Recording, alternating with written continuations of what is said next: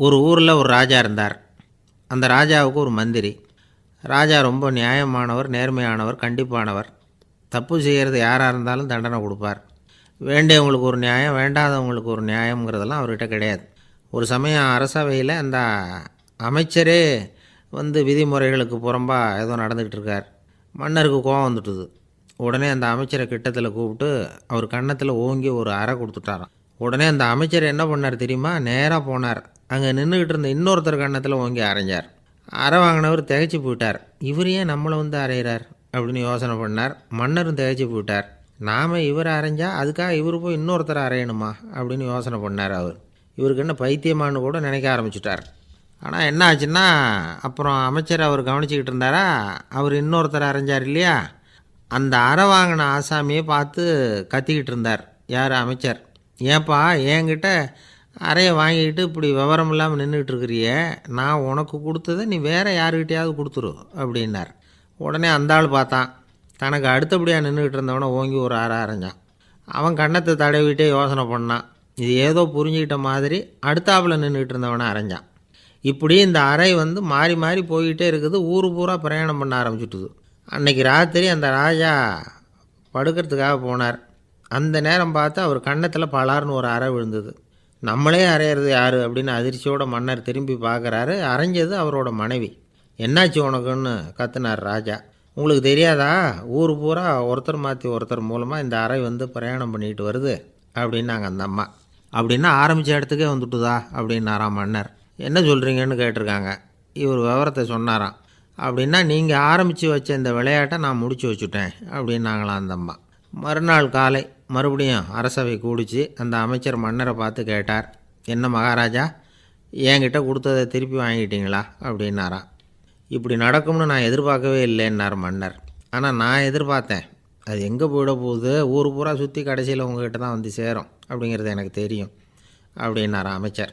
இந்த கதை வேடிக்கையாக இருந்தால் கூட இதில் உள்ள கருத்து முக்கியமானது. இந்த உலகத்தில் பல கருத்துக்கள் இப்படி தான் மாறி மாறி சுற்றி வந்துக்கிட்டே இருக்குது.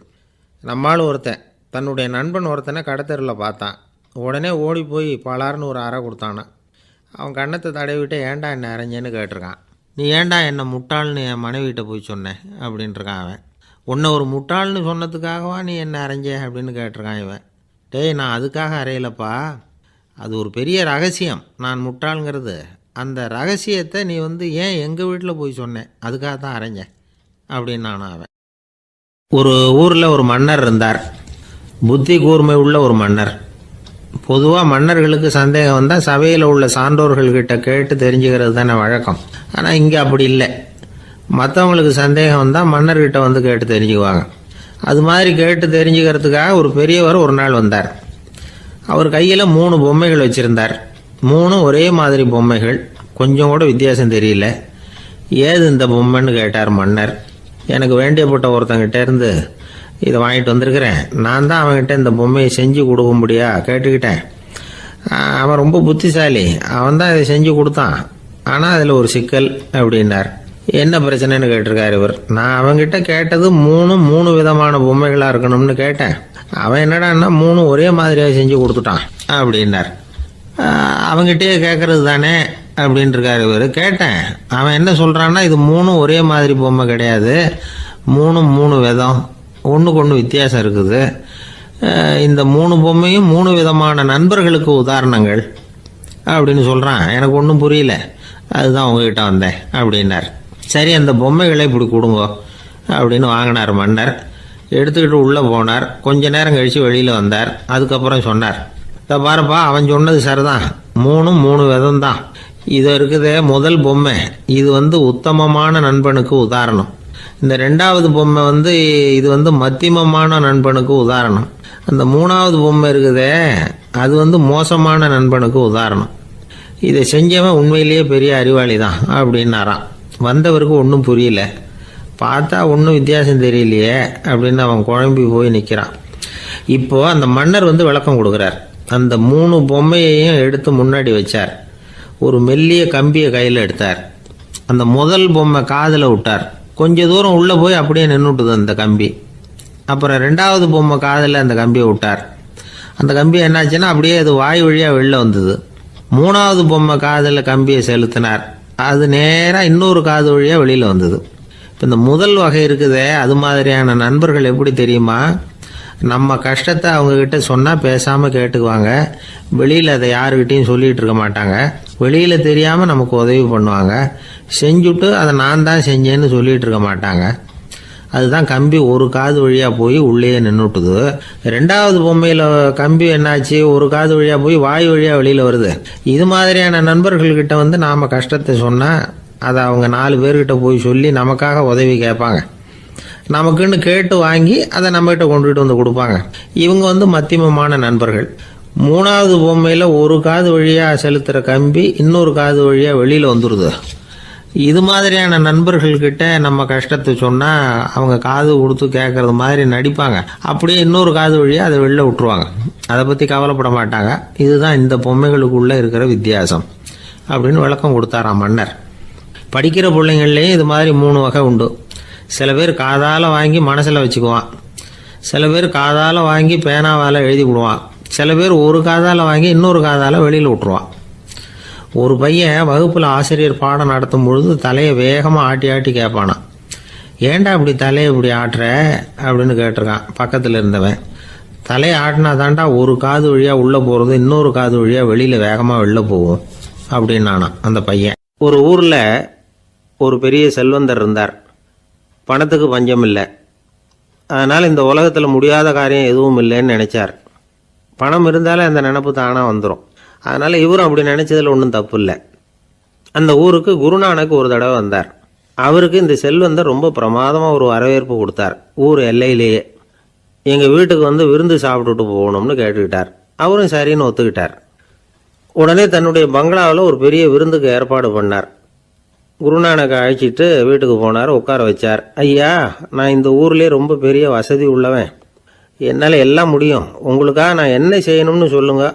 எதுவாக இருந்தாலும் பரவாயில்ல, எவ்வளவு செலவானாலும் பரவாயில்ல, என்னால் செய்ய முடியும். என்ன செய்யணும்னு சொல்லுங்கள், அது போதும், நான் செய்கிறேன் அப்படின்னு நான் ரொம்ப பணிவான். இதை கேட்டதும் குருநானக் சிந்திச்சார் கொஞ்ச நேரம். அதுக்கப்புறம் தன்னோட சட்டை பைக்குள்ளே கையை விட்டு ஒரு பழைய ஊசி ஒன்று எடுத்தார். அந்த செல்வந்தர்கிட்ட கொடுத்தார். இதை பாருங்க, இவ்வளவு தூரம் நீங்கள் கேட்கறதுனால சொல்கிறேன். எனக்கு நீங்கள் செய்ய வேண்டிய உதவி இதுதான்னார். ஊசியை கையில் வாங்கிக்கிட்டு இதை என்ன செய்யணும்னு சொல்லுங்க அப்படின்னார் அவர். நீங்கள் செய்ய வேண்டியது என்னென்னா, இந்த ஊசியை பத்திரமா வச்சிருக்கணும். நாம் 2 பேரும் இறந்து போனதுக்கு பின்னாடி இன்னொரு உலகத்தில் நாம் சந்திக்கக்கூடிய வாய்ப்பு இருக்குது. அப்போ இந்த ஊசியை என்கிட்ட கொண்டாந்து கொடுக்கணும். இதுதான் நீங்கள் எனக்காக செய்ய வேண்டிய உதவி அப்படின்னார் குருநானக் லேசாக சிரிச்சுக்கிட்டே. இதை கேட்ட உடனே இந்த பெரியவர் முழிக்க ஆரம்பிச்சிட்டார். அது எப்படிங்க, நான் சாகிறப்ப எப்படி இந்த ஊசியை எடுத்துக்கிட்டு இன்னொரு உலகத்துக்கு வர முடியும்னார். ஊசி மாதிரி ஒரு சின்ன பொருளை கூட இந்த உலகத்தை விட்டு நாம் போகிறப்ப எடுத்துகிட்டு போக முடியாதுங்கிறப்போ உங்களோட செல்வத்தையெல்லாம் எப்படி அங்கே எடுத்துகிட்டு வர போகிறீங்க அப்படின்னு கேட்டார் குருநானக். அதுக்கப்புறம் தான் அந்த பெரியவர் யோசிக்க ஆரம்பித்தாராம். குருநானக் சொல்கிறார், இதை பாருங்கள், நாம் செய்கிற நல்லது கெட்டது தான் கடைசி வரைக்கும் நம்ம கூட இருக்கும். அடுத்தவங்க நல்லா இருக்கணுங்கிறதுக்காக பொருளை செலவு செய்யணும். அப்படி செய்யலைன்னா எந்த பிரயோஜனமும் இல்லை அப்படின்னார். அதுக்கப்புறம் தான் அந்த செல்வந்தரின் அறிவு கண் திறந்து தான். உடனே குருநானக்கை வணங்கினார். ஐயா, என்கிட்ட இருந்த ஆணவம் போயிட்டுது. இனிமேல் என்கிட்ட இருக்கிற செல்வத்தை நல்ல வழியில் செலவழிப்பேன் அப்படின்னாராம். நம்மக்கிட்ட இருக்கிற பணம் எப்பவும் நம்ம கூடவே வந்துக்கிட்டு இருக்காதுங்கிறதுக்கு இது ஒரு உதாரணம்.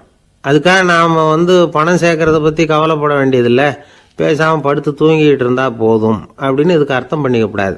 முறையான வழியில் பணம் சேர்க்கணும், அதை முறையான வழியில் செலவு பண்ணணும்.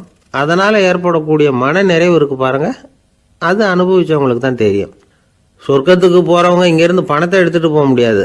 ஆனால் நம்ம செல்வத்தை இங்கே மற்றவங்களுக்கு பயன்பட செய்து அதனால் ஏற்படுற புண்ணியம் இருக்குது பாருங்கள், அதை எடுத்துகிட்டு போக முடியுமா. இதுதான் ஆன்மீகவாதிகள்லாம் சொல்கிற கருத்து. ஜான் நியூட்டன் ஒருத்தர், அவர் சொன்னார், நான் எப்போவாவது சொர்க்கத்துக்கு போய் சேர்ந்தேன்னா அங்கே 3 அதிசயங்களை பார்ப்பேன்னார்.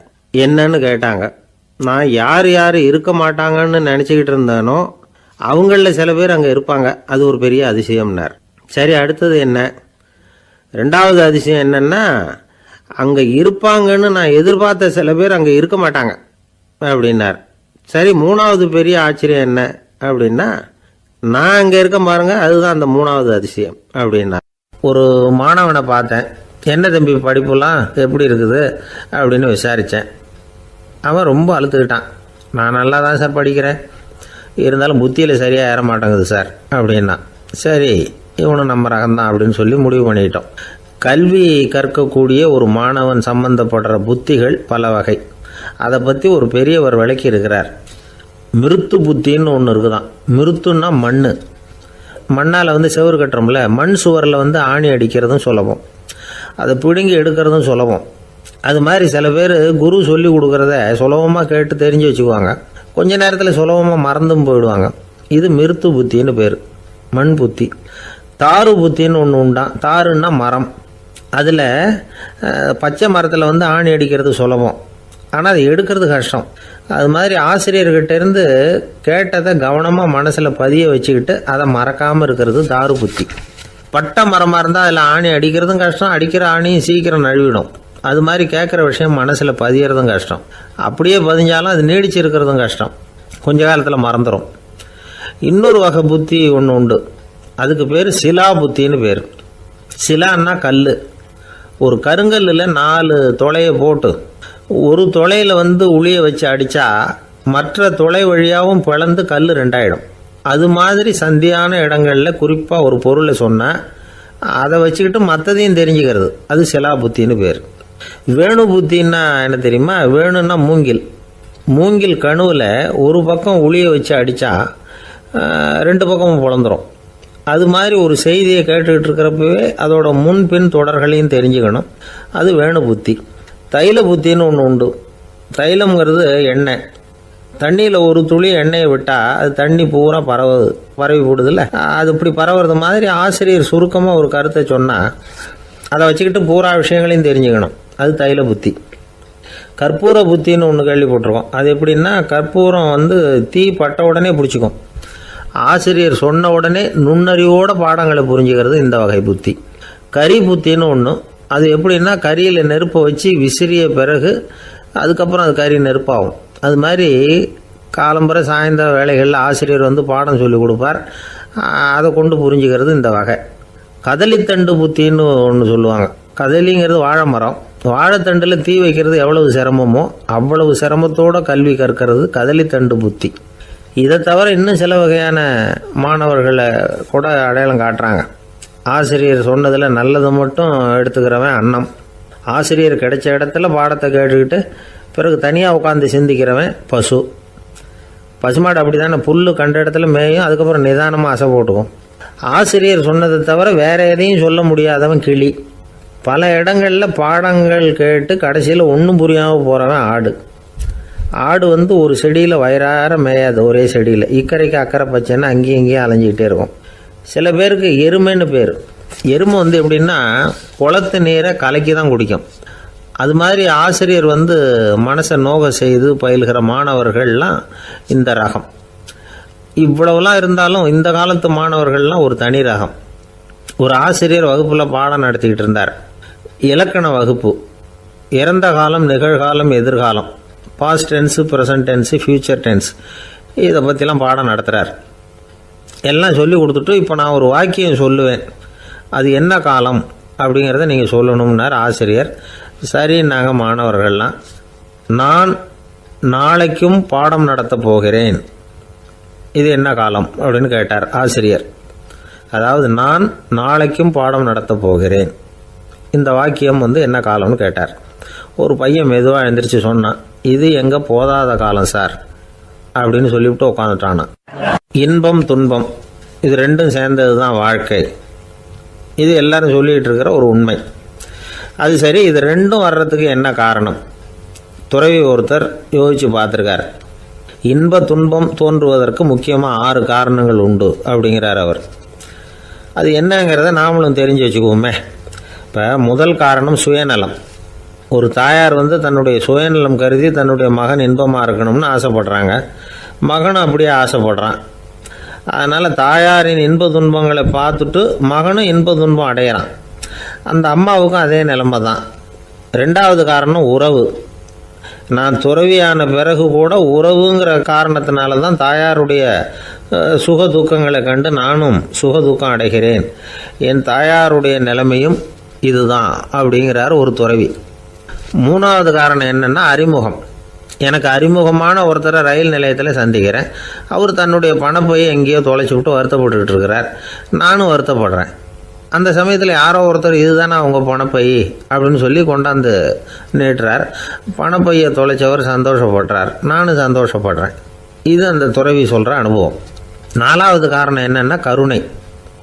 எனக்கு முன்னே பின்ன தெரியாத ஒருத்தனை யாரோ ஒருத்தன் அடித்து காயப்படுத்தி போடுறான். கருணை காரணமாக நான் அதுக்காக துக்கப்படுறேன். அஞ்சாவது காரணம் எதையும் நம்புறது. ஒரு பசுமாட்டை ஒரு முரணை அடிச்சுக்கிட்டு இருக்கிறான் அப்படின்னு ஒருத்தர் வந்து நம்மகிட்ட சொல்கிறாருன்னு வைங்க, உடனே நான் துக்கப்படுறேன். இன்னொருத்தர் வந்து அந்த முரணனை போலீஸ்காரங்க பிடிச்சிட்டு போயிட்டாங்கன்னு சொல்லி சொல்கிறார், நான் உடனே சந்தோஷப்படுறேன். மூணாவதாக ஒருத்தர் வந்து முதல் 2 பேரும் சொன்னது பொய்யுங்கிறார். அப்போ நான் இன்ப துன்பம் ரெண்டுமே இல்லாமல் நிம்மதியாக இருக்கிறேன். இது ஒரு விதம். அடுத்தது 6வது காரணம் என்னென்னா தன்மயமாகுதல். ஒரு நாவல் படிச்சுக்கிட்டு இருக்கிறோம், அதில் வர்ற பாத்திரங்களோடு நாம் ஒன்றி போயிடுறோம். அதில் வர்ற பாத்திரங்கள் சிரிச்சுதுன்னா நாமளும் சிரிக்கிறோம், அது அழுதுன்னா நாமளும் அழறோம். அதெல்லாம் வந்து அந்த துறவி சொல்கிற அனுபவ உண்மைகள். இன்ப துன்பம் இது ரெண்டும் தோன்றுவதற்கு சுயநலம், உறவு, அறிமுகம், கருணை, எதையும் நம்புறது, தன்மயமாகிறது, இது எல்லாம் தான் முக்கிய காரணம் அப்படின்னு அவர் சொல்கிறார். ஆக கூடி ஒட்டு மொத்தமாக யோசனை பண்ணி பார்த்தா பிற பொருள்கள் மீது பற்றுதல் காரணமாக தான் நாம் வந்து இன்ப துன்பம் அடையிறோம் அப்படிங்கிறத புரிஞ்சிக்க முடியுது. மனுஷன் வந்து இன்ப துன்பம் அடையிறதுக்கு 7வது காரணம் கூட ஒன்று உண்டு அப்படின்னு சொல்லிகிட்டே வந்தார் ஒருத்தர். அது என்ன அப்படின்னு கேட்டோம். அதுதான் சார் இந்த நீங்கள் சொல்லிட்டு வர்ற இன்று ஒரு தகவல்னார். எப்படி சொல்கிறீங்கன்னு கேட்டோம். இன்று ஒரு தகவல் கேட்க ஆரம்பிக்கிறப்போ மனசில் இன்பம், ஆரம்பித்த உடனே இது ஏற்கனவே கேட்ட சமாச்சாரமாச்சே அப்படின்னு நினைக்கிறப்போ துன்பம் அப்படின்னு அதுக்கு ஒரு விளக்கம் கொடுத்தார் அவர். ஒரு கணவன் மனைவி எப்போ பார்த்தாலும் அவங்க 2 பேருக்கும் இடையில சண்டை வந்துக்கிட்டே இருந்தது. இதில் என்ன ஆச்சரியங்கிறீங்களா? நான் அதுக்காக சொல்ல வரல, இது வேறு விஷயம். அதாவது சண்டை போடாமல் இருக்கிறதுக்கு வழி சொல்கிற தகவல் இது. நான் சொன்ன அந்த கணவன் மனைவி எப்படின்னா, கணவன் ஒரு வார்த்தை சொன்னால் மனைவி கிட்டேருந்து 2 வார்த்தை பதிலாக வரும். இதுக்கு கணவன் கிட்டேருந்து 4 வார்த்தை பதிலாக வரும். இப்படி வார்த்தைகள் பெருகி போய் கடைசியில் வம்பில் வந்து முடியும். அந்த அம்மா பொறுத்து பார்த்தாங்க, அவங்களால தாக்கு பிடிக்க முடியல. பக்கத்து வீட்லேயும் ஒரு கணவன் மனைவி இருந்தாங்க, அவங்களுக்குள்ள சண்டை வர்றதில்லை. அது எப்படி அவங்களால மட்டும் சண்டை போடாமல் இருக்க முடியுது அப்படின்னு இந்த அம்மாவுக்கு ஆச்சரியம். ஒரு நாள் நேராக பக்கத்து வீட்டு அம்மாக்கிட்டே போய், ஏம்மா நீங்கள் எப்படி கணவனும் மனைவியும் சண்டை போட்டுக்காமல் இருக்கிறீங்க, அது எப்படி முடியுது உங்களால் அப்படின்னு கேட்டாங்க. அதுக்குன்னு ஒரு மருந்து இருக்குது, அதை சாப்பிட்டா சண்டை வராது அப்படின்னாங்க அவங்க. சரிங்க, அந்த மருந்தை அவர் சாப்பிட மாட்டேன்னு சொல்லிட்டா என்ன பண்ணுறது அப்படின்னு கேட்டிருக்கிறாங்க இவங்க. அந்த மருந்து அவருக்கு இல்லைம்மா, உனக்கு தான் அப்படின்னாங்களாம் அவங்க. அப்படியா, அப்படின்னா கொடுங்க, ரொம்ப நல்லதாக போச்சு. அதை எப்படி சாப்பிட்றதுங்கிற விவரத்தையும் சொல்லுங்கள், எங்கே அது கிடைக்குங்கிறதையும் சொல்லுங்கள், வாங்கிக்கிறேன் அப்படின்னு கேட்டாங்களாம் இவங்க. வேறு எங்கேயும் போய் வாங்க வேண்டாம், என்கிட்டே இருக்க அந்த மருந்து அதில் கொஞ்சம் தர்றேன், வாங்கி வச்சுக்க. உன் வீட்டுக்காரர் உன்னோட சண்டையை ஆரம்பிக்கிறப்போலாம் நீ இந்த மருந்தில் ஒரு அவுன்ஸ் வாயில் ஊற்றிக்கணும். அதை உடனே குடிச்சிடக்கூடாது, ஒரு 5 நிமிஷமாவது அது வாயில் இருக்கணும், அதுக்கப்புறம் குடிச்சிடலாம் அப்படின்னு சொல்லி ஒரு பாட்டில் மருந்தை இந்த அம்மாக்கிட்ட கொடுத்து அனுப்புனாங்களாம். மருந்தை எடுத்துக்கிட்டு இந்த அம்மா வீட்டுக்கு வந்திருக்கிறாங்க. வீடு பூட்டி இருந்ததுனால கணவன் வந்து வாசல்லையே காத்துக்கிட்டு இருக்கிறான். மனைவியை கண்டதும் சண்டை போட ஆரம்பிச்சிட்டான். வீட்டை பூட்டி எங்கே போய் தொலைஞ்ச, எவ்வளோ நேரமாக ஒரு மனுஷன் வாசல்லையே காத்துட்டு கிடக்கிறது அப்படி இப்படின்னு கத்த ஆரம்பிச்சிட்டான். மனைவி இதுக்கு பதிலே சொல்லலை. அந்த அம்மா பேசாமல் வீட்டை திறந்தாங்க, சமையல் அறைக்குள்ளே போனாங்க, ஒரு அவுன்ஸ் மருந்தை வாயில் ஊற்றிக்கிட்டாங்க. அன்னைக்கு சண்டை வந்து மேற்கொண்டு வளரவே இல்லை, நின்றுட்டுது. மருந்து பரவாயில்ல. அதுக்கப்புறம் பல சந்தர்ப்பங்களில் சண்டை வரும் போல் இருக்கிற போலாம் இந்த மருந்து அதை நிறுத்தியிருக்கு. பிரமாதமான மருந்தாக இருக்குது இதை கொஞ்சம் அதிகமாகவே வாங்கி வீட்டில் வச்சுக்க வேண்டியது தான் அப்படின்னு முடிவு பண்ணிட்டு இந்த அம்மா மறுபடியும் பக்கத்து வீட்டு அம்மாக்கிட்ட போனாங்க. எவ்வளவு விலையானாலும் சரி, நான் காசு கொடுத்து வாங்கி வச்சுக்கிறேன், எந்த கடையில் இருக்குது இந்த மருந்து சொல்லுங்க அப்படின்னு கேட்டாங்க. இந்த மருந்துக்கு விலையே கிடையாதுங்க, இலவசமாகவே கிடைக்கும்னாங்களாம் அவங்க. அது எப்படி விலையில்லாமல் இதை விற்க முடியுது அப்படின்னு கேட்டாங்களாம் இவங்க. அது மருந்தாக இருந்தால் தானே விலை வைக்கிறதுக்கு, அது வெறும் தண்ணி தானே அப்படின்னாங்களாம். வெறும் தண்ணியாக சண்டையை நிறுத்துது அப்படின்ட்டு இருக்காங்க இவங்க. அது சண்டையை நிறுத்தலை, உன்னோட மௌனம் தான் சண்டையை நிறுத்துது. நீ வாயில் தண்ணியை வச்சுக்கிறதுனால எதிர்த்து பேசுறதில்ல, அதனால் உன்னுடைய கணவர் கோபம் வந்து சாந்தமாயிடுது அப்படின்னாங்களாம் அவங்க. இந்த கதையிலேருந்து சண்டையை நிறுத்துகிற மருந்து எதுன்னு தெரிஞ்சுக்கிட்டோம் இல்லையா. ஒருத்தர் என்ன பண்ணார், பாட்டிலில் வந்து தண்ணியை ஊற்றி வச்சுக்கிட்டு அவர்கிட்ட வர்றவங்களுக்கெல்லாம் இதை சிபாரிசு பண்ணலாம்னு நினச்சிக்கிட்டு உட்காந்துருந்தார். ஒரு அம்மா வந்தாங்க. இதை கேட்டுவிட்டு இதையே ஒரு மருந்து மாதிரி கொடுக்கலாம்ங்கிறது அவர் முடிவு. அதனால் பாட்டிலில் தண்ணி அடித்து வச்சுக்கிட்டு அதில் கலருக்காக என்னத்தையோ ஒரு ஜீரகம் அது மாதிரி எதையாவது கலந்து வச்சுக்கிட்டு ஒரு மருந்து மாதிரி ஒரு பாவனையில் வச்சுக்கிட்டு உட்காந்துருக்காரு. யாராவது வீட்டில் சண்டைன்னா என்கிட்ட வாங்க மருந்து தரேன்னு. ஒரு அம்மா வந்தாங்க. எனக்கு என் வீட்டுக்காரருக்கும் அடிக்கடி சண்டை வருதுங்க அப்படின்ட்டு இருக்காங்க. கவலைப்படாதம்மா, நான் ஒரு மருந்து தரேன்னு சொல்லி வீட்டுக்குள்ளே போய் ஒரு பாட்டில் எடுத்து வந்து கொடுத்தாரு. பாட்டிலில் இருக்கிறது என்னங்கிறத சொல்லிவிட்டு அது பேரில் மரியாதை வராது இல்லையா, அதனால் சொல்லலை. அந்த அம்மா வாங்கிட்டு போனாங்க. 4 நாள் கழித்து திரும்பி வந்தாங்க. என்னம்மா வீட்டில் சண்டை நின்று போச்சான்னு கேட்டிருக்காரு இவர். அங்கே நின்று போச்சுங்க, இப்போ உங்ககிட்ட ஆரம்பமாக போகுதுன்னாங்களாம். என்னம்மா அப்படின்ட்டுருக்காரு அவர் பயந்து போய். பின்ன என்னங்க நீங்கள் என்ன மருந்து கொடுத்துருக்குறீங்க என்னங்க அப்படின்னாங்களாம் கோபமாக. அது வெறும் தண்ணி தானே அப்படின்ட்டுருக்காரு இவர். தண்ணியாக இது நல்லா பாருங்கள் அப்படின்னு அந்த பாட்டிலில் நீட்டினாங்களாம். இவர் வாங்கி பார்த்துருக்காரு. அப்புறம் தான் விஷயம் புரியுது அவருக்கு.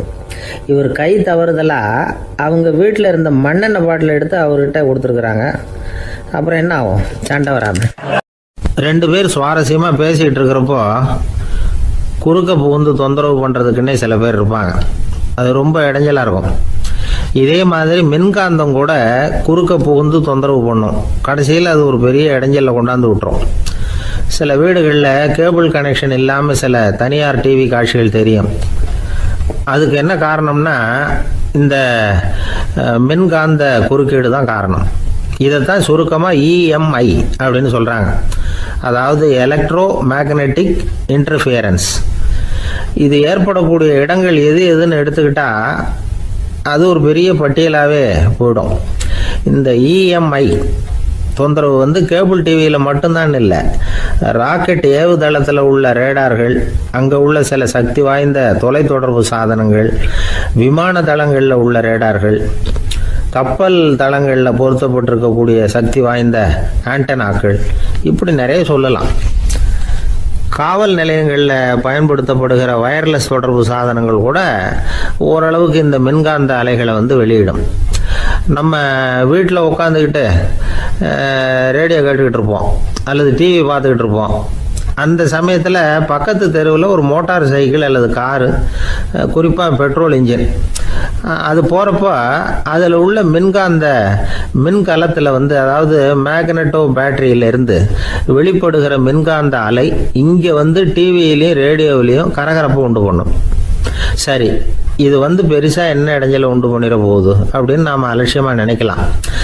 வயசானவங்களுக்கு மறதி நோயின்னு ஒன்று வரும்ல, அல்ஷமீர், அதாவது மூளையில் உள்ள செல்கள் வந்து செயலிழந்து போயிடுறது. அது செய்ய வேண்டிய வேலையை மறந்துடும். மனைவியே எதிரில் வந்து நின்னா கூட உன்னை எங்கேயோ பார்த்தது மாதிரி தெரியுதே அப்படின்னு சொல்லிட்டு இருப்பாங்க. அப்படி ஒரு மறதி. இந்த விசித்திரமான நோய்க்கு இதுவரைக்கும் மருந்தே இல்லைன்னு வேற சொல்கிறாங்க. இந்த மைக்ரோ ஓவன் அப்படின்னு சொல்லக்கூடிய சமையல் அடுப்புகள் கூட மின்காந்த அலைகளை வந்து வெளியிடுது. சமயத்தில் சில தொழிற்சாலைகளில் கூட பெரிய விபத்துக்களை இந்த EMI உண்டு பண்ணிவிடும். இதை பற்றி தீவிரமாக சிந்திக்க ஆரம்பித்ததே ஒரு விபத்துக்கு பிறகு தான். அமெரிக்காவுக்கும் வியட்நாமுக்கும் இடையில போர் நடந்தது. அந்த சமயம் அமெரிக்காவுக்கு சொந்தமான விமானம் தாங்கி கப்பல் ஒன்று வியட்நாமை தாக்கிறதுக்கு தயாராக ஏவுகணைகளோட கடலில் நிறுத்தி வைக்கப்பட்டிருந்தது. தற்செயலாக அந்த பகுதியில் கப்பல் தொலைத்தொடர்பு பகுதிக்கு அருகில் ஊடுருவிய அந்த சக்தி வாய்ந்த ரேடியோ அலைகள் ஏவுகணையில் இருந்த மின்னணு சர்க்கியூட்டை பூர்த்தி செஞ்சு வச்சுட்டுது. அவ்வளவுதான், ஏவுகணை அங்கேயே வெடித்து சிதறி போச்சு. 130 பேர் அந்த இடத்துலயே உடல் கருகி செத்து போட்டாங்க. ஏகப்பட்ட பொருள்கள் நாசம். இந்த விபத்துக்கான காரணம் என்னங்கிறத உடனடியாக யாராலையும் கண்டுபிடிக்க முடியல. ரொம்பவும் கடுமையாக முயற்சி பண்ணி கடைசியாக கண்டுபிடிச்சாங்க, இது வந்து இந்த EMI வேலை தான் அப்படின்னு. மின்னணு தொலைபேசிகள் இருக்கு, இதில் பேசும்பொழுது நம்ம காதை வந்து அதாவது செவியை வந்து ஊடுருவக்கூடிய மின்காந்த அலையானது மூளைக்கு போய் அங்கே மூளை கட்டிகளை உருவாக்க ஊக்கம் கொடுக்குது அப்படின்னு வேற கண்டுபிடிச்சிருக்கிறாங்க.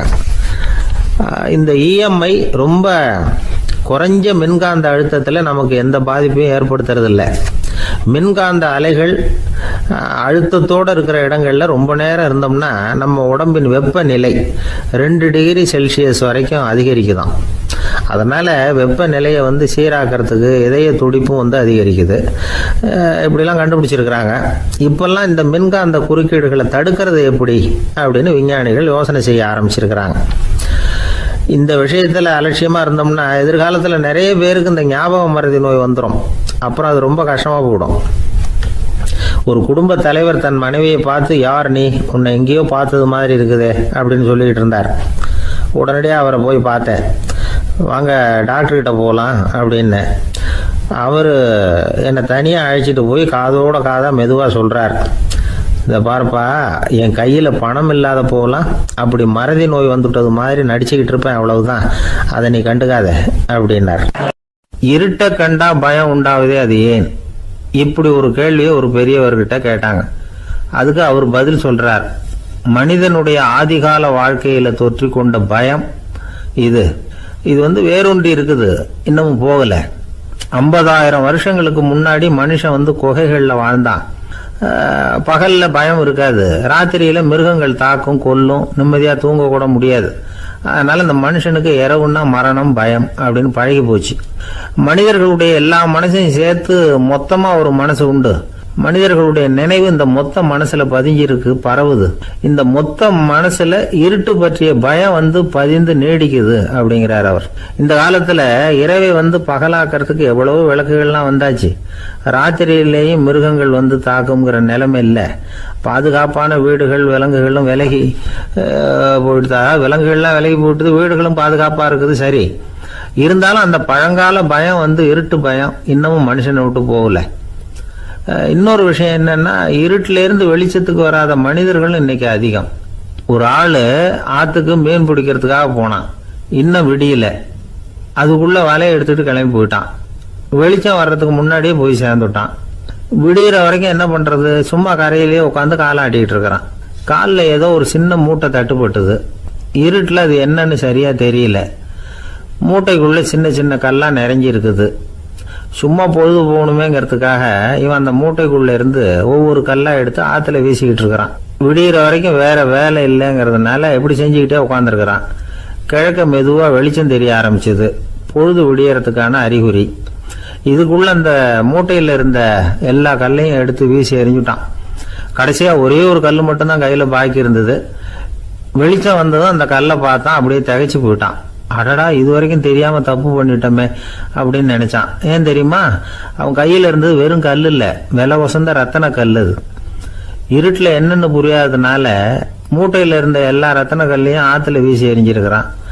இப்போ அவனுக்கு அழுகையே வந்துடும் போல இருந்தது. வாழ்க்கையை வசதி ஆக்கிக்கிறதுக்கான வாய்ப்பு அவனுக்கு இருந்தது.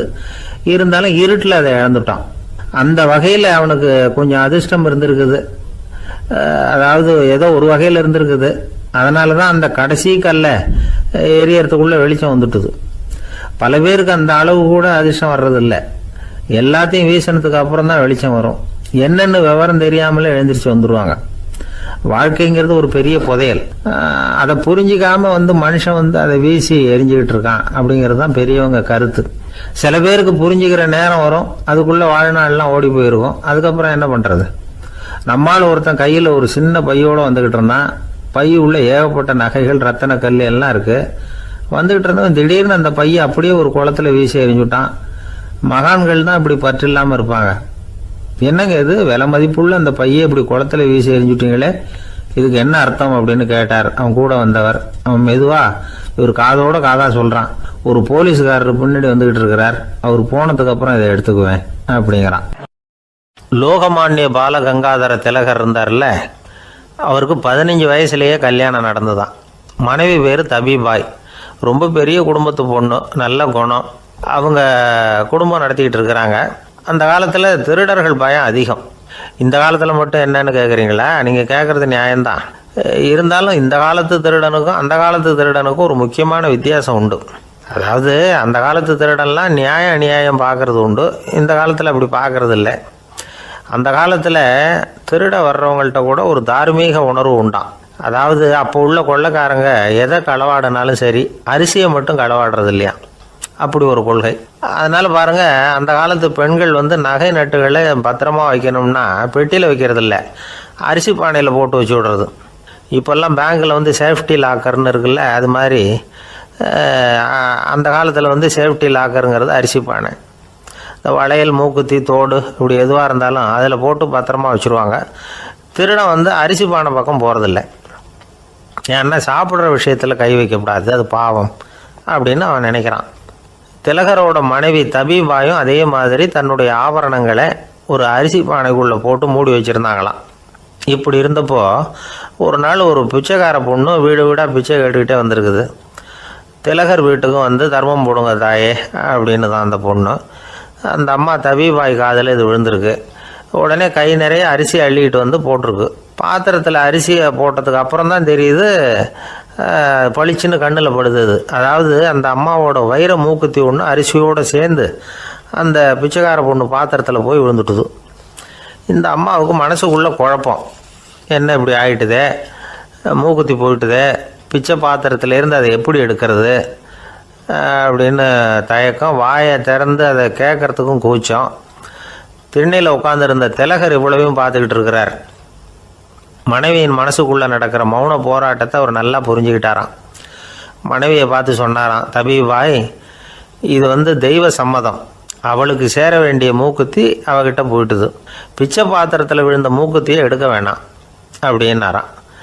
சரின்னு சொல்லிவிட்டு மேற்கொண்டு எதுவும் சொல்லாமல் அந்த அம்மா வீட்டுக்குள்ளே போயிட்டாங்களாம். இந்த காலத்துலலாம் அது மாதிரி நடக்குமா? வெறும் அரிசியை போட்டுவிட்டு விவகாரம் பண்ணிகிட்டு இருக்க மாட்டோமா? ஒரு பெரிய மனுஷன் வீட்டுக்கு ஒரு பிச்சைக்காரன் வந்தான். ஐயா, நாங்கள் பிச்சைக்காரங்கள்லாம் சேர்ந்து ஒரு சங்கம் வச்சுருக்குறோம், அதுக்கு நிதி சேர்க்குறோம், அதுக்கு ஒரு 100 ரூபா கொடுத்தீங்கன்னா எங்களுக்கு பெரிய உதவியாக இருக்கும் அப்படின்னானா. அதெல்லாம் ஒன்றும் கொடுக்க முடியாது போ அப்படின்னாரான் அவர். அப்படின்னா ஒரு 50 ரூபாயாவது கொடுங்களேன் அப்படின்ட்டுருக்கான். அதுவும் முடியாதுன்னு சொல்லிவிட்டார். 25 ரூபா அப்படின்ட்டுருக்கான். எதுவும் முடியாது அப்படின்னாரான். சரிங்க, இவ்வளவு பெரிய வீட்டுக்கு வெறுங்கையோடு திரும்புறது நல்லா இருக்காது, அதனால் சும்மா ஒரு 1 ரூபா மட்டுமாவது கொடுங்க அப்படின்ட்டுருக்கான் அவன். ஒரு பைசா கூட என்கிட்ட கிடையாது அப்படின்னு விட்டாரான் இவர். அப்படின்னா நீங்கள் ஒரு காரியம் பண்ணுங்களேன் அப்படின்னானா அவன். என்ன செய்யணும் அப்படின்ட்டுருக்கார்.